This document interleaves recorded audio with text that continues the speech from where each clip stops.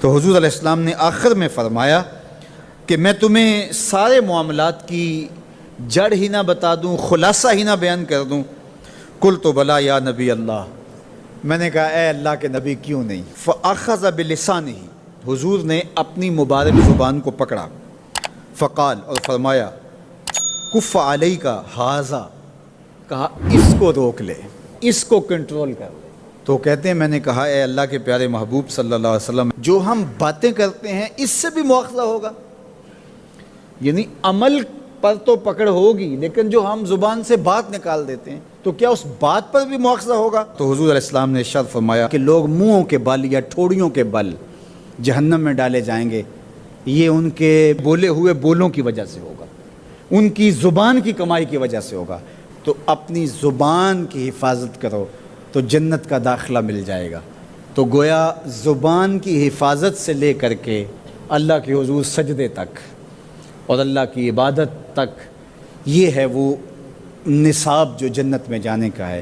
اللہ ہم سب کو 5 گانا باجماعت نماز کی توفیق دے، اللہ ہمیں توفیق حج کی نصیب کرے، اللہ ہمیں رمضان المبارک کے روزے رکھنے کی توفیقات سے مالا مال کرے، اللہ اپنی راہ میں جد و جہد اور جہاد کی توفیق سے مالا مال کرے، اور اللہ ہمیں ہماری زبان کی حفاظت کی توفیق دے تاکہ ہم خیر کی راہوں کے مسافر رہیں۔ کچھ لوگوں کی عادت ہوتی ہے کہ وہ بہت زیادہ چیخ چیخ کے بولتے ہیں اور بلند آوازی سے گفتگو کرتے ہیں۔ یہ عادت بچپن سے انسان کے اندر پیدا ہو جاتی ہے، پھر آہستہ آہستہ آہستہ آہستہ یہ زندگی کا حصہ بن جاتی ہے، پھر وہ اپنے آپ کو روکنا بھی چاہے تو روک نہیں سکتے۔ اس لیے بچوں کو اس سے منع کر دینا چاہیے کہ وہ چیخ کر نہ بولیں، چلا کر نہ بولیں، درمیانی آواز سے گفتگو کریں۔ تو کہا اپنی آواز کو پست رکھو، اور یہ ممبر و محراب کے مالکوں کو بھی خاص طور پہ اس بات کا بہت خیال رکھنا چاہیے کہ ان کی آواز لوگوں کے کانوں پر بوجھ نہ بنے۔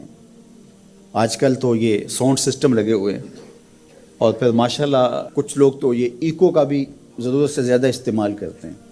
سنجیدگی کے ساتھ، متانت کے ساتھ بات کرنا، سنجیدگی اور متانت کے ساتھ بات کو سننا، یہ شریعت کے آداب ہیں۔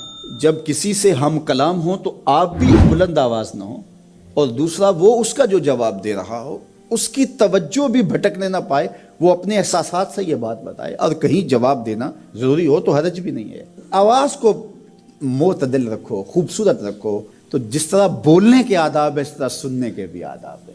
ویسے ماہرین کہتے ہیں کہ تیز آوازیں بندہ پونے گھنٹے سے زیادہ نہیں سن سکتا، یعنی اس کا سٹیمنا جو ہے وہ اتنا ہی ہے کہ وہ اتنا سن لے، برداشت کر لے اس کے بعد وہ تو الگ بات ہے، لیکن یہ ہے کہ وہ جو آسانی کے ساتھ سن سکتا ہے اتنا ہی سن سکتا ہے۔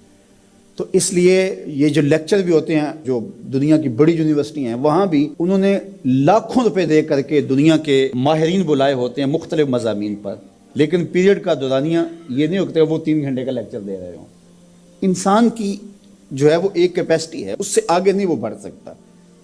اور مجھے بتائیے انسان کو بنانے والے سے بہتر کون بتائے گا؟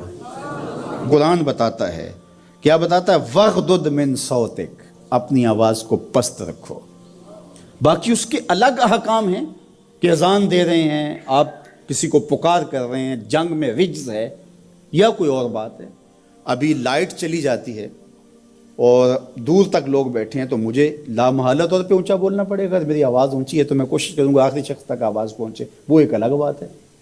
لیکن اب یہ آواز ایسے ہی سب تک پہنچ رہی ہے، تو ان آداب کو جب ہم سمجھتے نہیں ہیں، اپنی بات کو اچھی، کچھ لوگ سمجھتے ہیں کہ زور سے بولیں گے تو لوگوں کے اندر بات اترے گی، ایسا نہیں ہے۔ بات زور سے بولنے سے نہیں اترتی، بات دلیل سے اترتی ہے۔ رومی علیہ رحمہ فرماتے ہیں کہ بادلوں کے گرجنے سے نہیں، پھول کھلتے ہیں بارش کے برسنے سے۔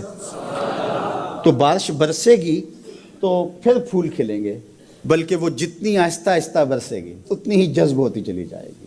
سہج پکے سو میٹھا ہو۔ اس لیے اپنے لہجوں کو خوبصورت بھی بنائیے، اپنے لفظوں کا انتخاب بھی اچھا کیے، اور اپنی آواز کو پست بھی رکھیے، لوگوں کے کانوں پر آپ کی آواز بوجھ نہیں۔